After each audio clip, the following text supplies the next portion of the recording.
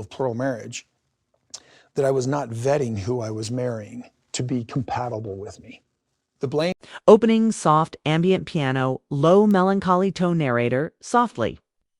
With weight, there are moments when silence says more than words ever could. The church was still so still that even the crinkling of tissue paper sounded loud. A place of prayer became a chamber of grief, because this wasn't just any funeral. This was the farewell to a young man gone too soon. Garrison Brown, a son, a brother, soul who had fought a silent war most never saw. Sound design, faint ambient wind through trees, soft sniffles, the creak of Pugh's narrator, his death. It didn't come with warning, but it came with weight. It's the kind that sits on your chest and doesn't move. The kind Janelle carried in her bones as she sat on the front pew-stool, shattered. Her grief didn't scream. It didn't need to. It was written in the way her shoulders didn't move, in the way her eyes had no more tears to give. She was broken, not loudly, but completely. Music builds slightly low strings narrator. Across the aisle, Mary sat pale, her expression unreadable, as if she had left her body long before the service began. The older children were scattered throughout the pews. Madison, Hunter, Gabriel, Michael T., Gwendolyn, each of them drowning quietly in their own oceans of sorrow. Some bowed their heads, others stared into nothing. It was grief in all its shapes. Silence, pause. Then the sound of a creaking church door. Narrator tone shifts, and then, 20 minutes into the ceremony, the silence broke. Sound, heavy wooden doors creaking open. Narrator. The back doors of the church creaked, and every head turned. Conversations stopped. Eyes widened, and there they were, Robyn and Cody Brown, hand in hand. Not sneaking in quietly, but striding in deliberate, eyes forward, as if they were making an entrance. Music shifts subtly, tense underscoring narrator, both dressed in black. But that did little to hide the flash of Robyn's designer handbag, or the way Cody's cowboy boots caught the light. There was something off about it. Sense that this was not grief, but performance. A moment not shared, but claimed. Narrator quietly cutting. They didn't stop at the casket, didn't kneel, didn't cry beside the family. No whispered words to Janelle, or comforting nods. Just the cold, sharp echo of Robyn's heels against the church floor, as they marched down the center aisle like they were walking into a press conference. Beat, a subtle, dramatic drop narrator. Then without invitation, Cody stepped. Up to the pulpit, he wasn't supposed to speak. Janelle and Logan had planned the service down to the letter. No religious overtones, no ego, no control. Just peace, just love for Garrison. Narrator voice becomes more biting, but Cody had other plans. Sound? Rustling of paper, narrator. He pulled out a crumpled piece of paper from his coat. His voice was low and rehearsed. His eyes shifted from the paper to the crowd seeking validation, not solace. Quiet reverb as if inside the church Cody narrated voiceover. Garrison was a complicated young man, and one of the hardest things God ever asked me to do was be a dad, especially through times like these. Narrator, it started with sadness, but then it shifted. The speech wasn't about Garrison, it was about Cody, his struggle, his loss, his image. Music fades lower, adding tension. Cody narrated. We mourn not only the death of our children, but also the death of our influence, our position, our legacy. When they allow outside voices to turn them against their own kin. Sharp silence narrator. Gasps rippled through the pews. Eyebrows raised. This was not a eulogy. 'Twas a evisceration of the very children he'd left behind. Narrator somber. Behind him, Robyn let out loud theatrical sobs. It's a kind of crying that pulled focus big, performative. Not quiet mourning, but center stage sorrow. She clung to Cody's sleeve like she was the grieving mother herself. But the children knew better. Quick shots. Gwendolyn with her hands over her face. Gabriel, fists clenched in his lap. Logan stoic, but his jaw twitching from strain. Narrator, the pain was visible, not just from the loss, but from the insult, from the rewriting of a boy's life by the man who had barely shown up in it. Then a pause. The sound of slow footsteps. Narrator firm, slow, and then Janelle stood, not in anger, not in chaos, but with purpose. Her steps were slow, her presence commanding. The room held its breath. Soft wind rush, as if time slows, narrator voice sharp. Cold, she looked up at him, this man who dared speak of legacy and loss. And her, voice chilly but steady, cut through the silence like a blade. Janelle voiceover quote, "You don't get to do this. You don't get to stand here and redefine who you were to him. Or who he was to you. You weren't. There, he died alone, abandoned. And now you're here talking about your pride." Long pause. No music. Just stillness. Narrator soft but heavy. The room was frozen. Janelle's voice didn't rise. She didn't need to yell. The truth. Did the screaming for her? Janelle continued. You didn't know his pain. Did you want the final word? You've had enough already. Sit down. Sudden musical sting. Cody frozen. His face stunned. Paralyzed. Narrator. For the first time in years. Cody Brown was speechless. He didn't move. He couldn't. And then the pastor quietly stepped forward and gently ushered him from the pulpit. Sound, slow footsteps away from Mike. Music builds with soft intensity. Narrator, but the silence didn't last. And neither did the peace. Even as Cody stepped away, even as the pastor gently, quietly moved him aside, the damage was already done. You could feel it in the air, thick with betrayal. It's the kind of betrayal that doesn't need a scream, just silence. SFX. Faint sounds of tissue, shifting pews, a cough held back narrator. Janelle sat down, but her mind didn't. She was still up there, standing in front of the man who had broken her son's heart. Her body was still, but inside she was replaying it all. Low ambient hum, memory-like tone, narrator reflective. She remembered Garrison's messages, the long pauses in his voice, the way he stopped saying dad with hope and started saying it with weight. He'd tried. God knows he tried. He wants us to be someone else, he had once told her. Someone that doesn't hurt his ego. And still, Janelle had hoped that maybe Cody would change. That maybe Garrison wouldn't have to die feeling like a stranger to his father. Piano swell, minor key narrator. Across the church, Gabriel sat motionless. His hand trembled. Not from cold, but from holding in everything he could no longer say. The guilt, the fury, the grief. It clung to him like smoke, narrator. He didn't look at Robyn, not once. Not when she sobbed, not when she clutched. Cody like a broken widow, because to him she wasn't grieving a son. She was grieving control. SFX, distant thunder like rumble, symbolic tension narrator, and Logan stoic. Composed, he didn't break. Not publicly, but you could see it. In the way he wouldn't unclench his jaw. In the way he looked straight ahead, never blinking. Like a soldier at a war he never signed up for. Like this wasn't just about a funeral anymore. This was about legacy, about truth, about rewriting a story in front of people who knew the truth already. SFX, wind outside church. Subtle organ tone building pressure narrator. Cody had always been the narrator of his own myth. The misunderstood patriarch, the burdened father, the man who gave more than he got. But that myth shattered. The moment Janelle said the words, sit down. Narrator, slow, intentional.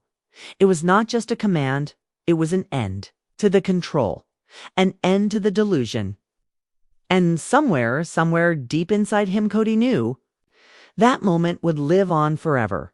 Not in a show, not in a script, but in the memories of every person in that room. Music fades into stillness again. Just breath and silence, narrator. This was no longer his story. It was Garrison's.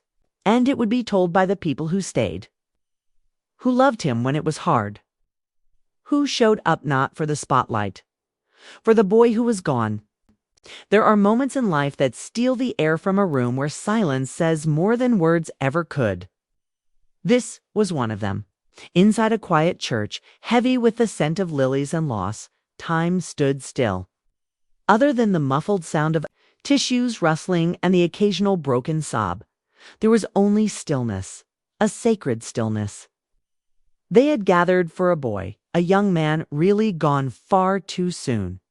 Garrison Brown, a son, a brother, a fighter. You fought too long too, quietly and far too alone. Faint echo of a distant church bell, low ambient hum. Narrator. Christine sat near the front, hands folded tightly in her lap. Logan stood just beside her, stoic, but with eyes that spoke of sleepless nights and the weight of responsibility, too heavy for any sibling to bear. Janelle, in the front pew, barely moved. She didn't need to speak. Her grief radiated like a wound, fresh, visible, and infinite. This was not just sorrow. It was a mother's devastation, the kind that lives in your marrow. Music softens, almost disappears. Narrator. Across the aisle, Mary sat, pale, unreadable. Some said she looked distant, disassociated, as though her spirit had drifted somewhere unreachable. The older children were scattered throughout the room. Madison, Hunter, Gabriel, Michael T., Gwendolyn. Each one trapped in their own universe of sorrow. Each one struggling to understand how the world could keep turning without Garrison in it. And then 20 minutes into the service, the doors creaked open, heads turned. A murmur rippled through the church, and in they walked. Music shifts subtly, darker undertone. Narrator. Cody and Robyn Brown, hand in hand. Not tear-streaked, not humbled, calculated. Their entrance wasn't quiet. It was noticed, deliberate. Cody's polished cowboy boots clicked like punctuation against the church floor, and Robyn's black designer purse gleamed under the light, a sharp contrast to the simplicity surrounding them. It didn't feel like mourning. It felt like a spectacle. Brief pause, slow pacing. Narrator. They didn't pause. By the casket didn't stop to comfort Janelle. No whispered condolences, no outstretched hand. Just the rhythmic echo of Robyn's heels as they made their way down the center aisle, front and center. As always. Then, without invitation, Cody moved to the pulpit. He wasn't on the program. Janelle and Logan had carefully crafted every part of this service. Spiritual, but not religious. Honoring Garrison in the way he had lived, with authenticity, not performance. But that didn't stop Cody. Music swells slightly, tension builds. Narrator. He pulled a crumpled piece of paper from his coat pocket, cleared his throat, and began. KODY voiceover. Garrison was a complicated young man. He said, "One of the toughest things God ever asked me to do was be a father. Especially in times like these." Eyes darted. Whispers spread like wind. Was this a eulogy or a confession? KODY continuing.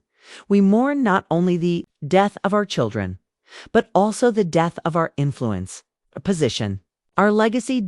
When they let outsiders turn their hearts against their own kin. Silence. Narrator quietly. There it was, the mask slipping. Even in death, even in mourning, Cody found a way to center himself. To turn grief into grievance. To turn the loss of a son into the loss of his authority. And just behind him, Robyn burst into sobs. Loud, dramatic, almost performative. She clung to Cody's arm like a bereaved widow, weeping into his sleeve as though it were her son being lowered into the ground. Cue soft cello music, sadness with tension. Narrator. The children couldn't hide their reactions. Gwendolyn covered her face, disturbed. Gabriel sat frozen, his fists clenched, grief and fury swirling behind tear-filled eyes. Logan stood like stone, his jaw so tight you could see the muscle flex from across the aisle. And Janelle stood Dramatic pause. Narrator. She walked slowly, steadily up to Cody, and when she reached him, the entire room went silent. Could feel the air change. A chill swept through the church. Her voice was low, controlled, but icy. Janelle voiceover. You don't get to do this, she said. You don't get to stand here and redefine who you were to him. Or who he was to you. Music drops to piano, single notes. Narrator. Cody opened his mouth, but she didn't let him. Janelle continuing. You weren't there. He died alone, abandoned, and now. You stand here speaking of your pain, your pride. Narrator. No one moved. No one breathed. Janelle, you didn't know his pain. I did. Silence. Then soft wind sound. Narrator. Cody stood there, stunned. For the first time in years, his face cracked open and revealed something real. Shock. Janelle's final words hung in the air like a final verdict. Janelle, you want the final word? You've had enough already. Sit down. Music shifts, sorrowful strings. Narrator. She turned graceful, unshaken, and returned to her seat. Moments later, even the pastor stepped forward, quietly guiding Cody away from the pulpit. The pain didn't end there, because the real storm was only beginning. It never happened. That vision, Cody's last-ditch fantasy of rekindling something with Christine, was nothing but a bizarre footnote in a legacy already cracked beyond repair.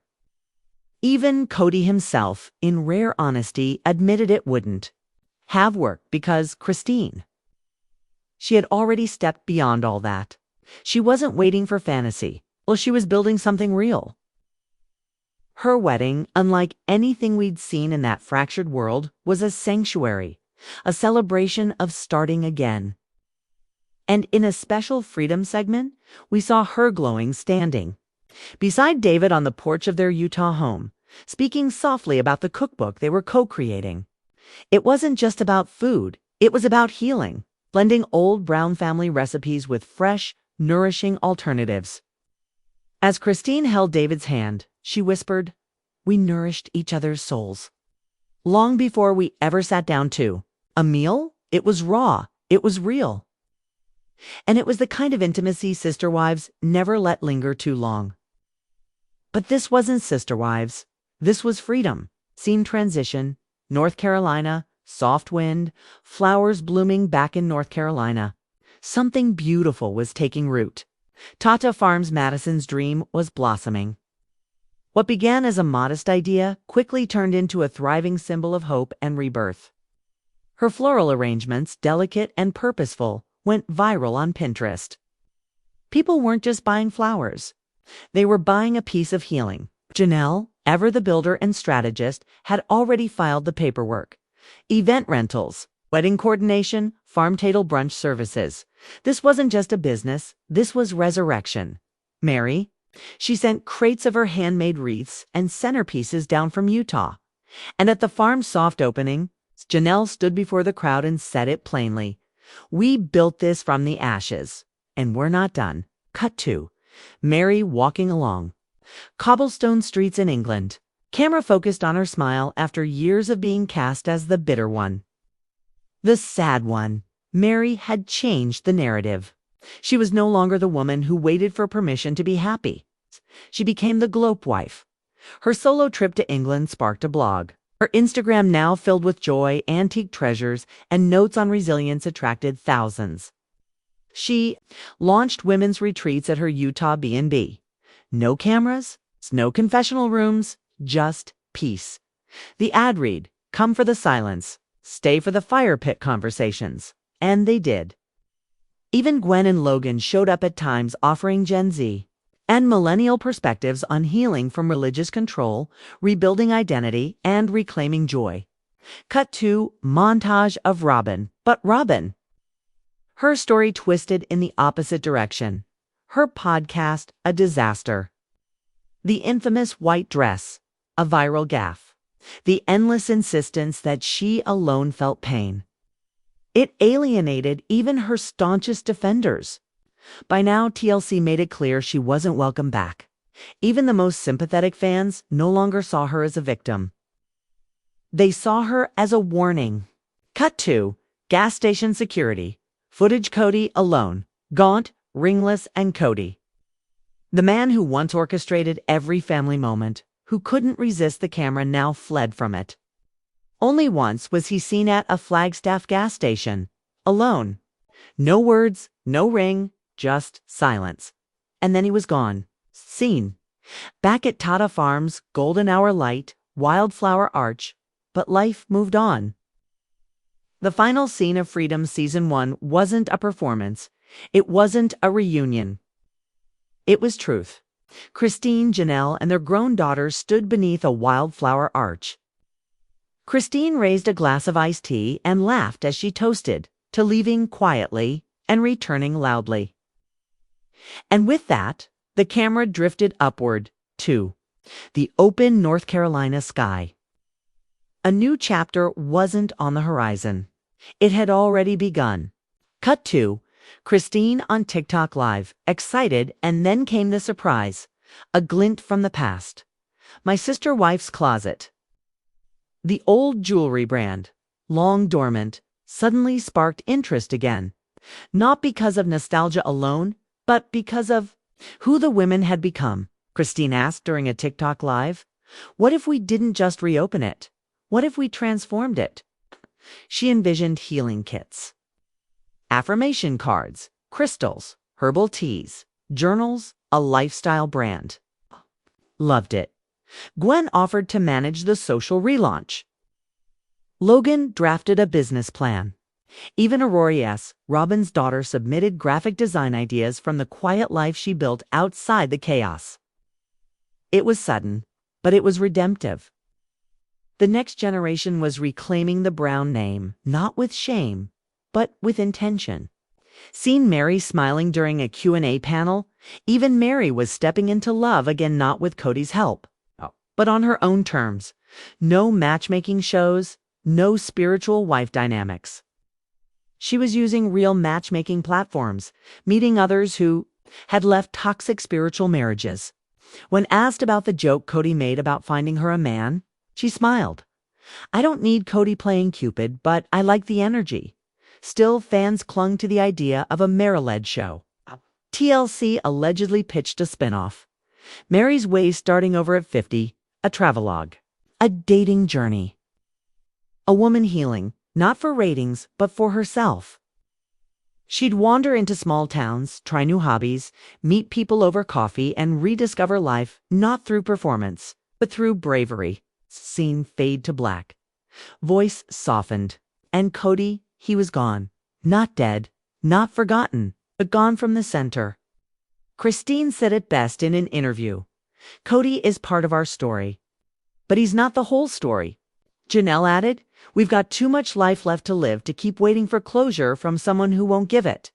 And that became the new truth, the soul of the post-Sister Wives world. Forward motion.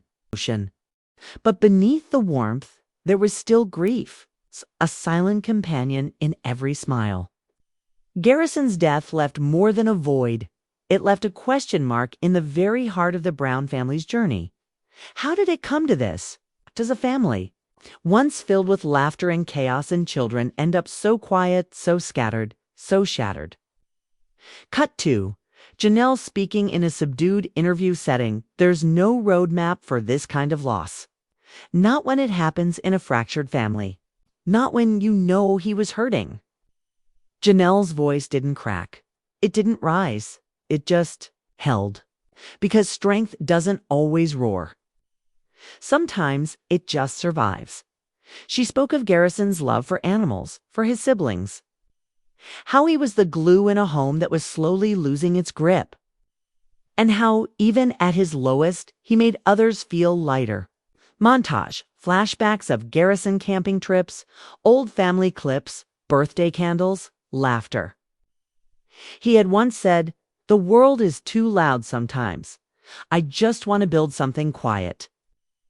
And in that single line, Garrison revealed more truth than a dozen TLC confessionals ever could. Cut to Christine and Janelle embracing during a private memorial at Tata Farms. The family didn't televise the funeral. It didn't invite producers. It didn't film a special episode. They just gathered, quietly. Together, Christine hosted a private memorial under the willow trees at the edge of Tata Farms.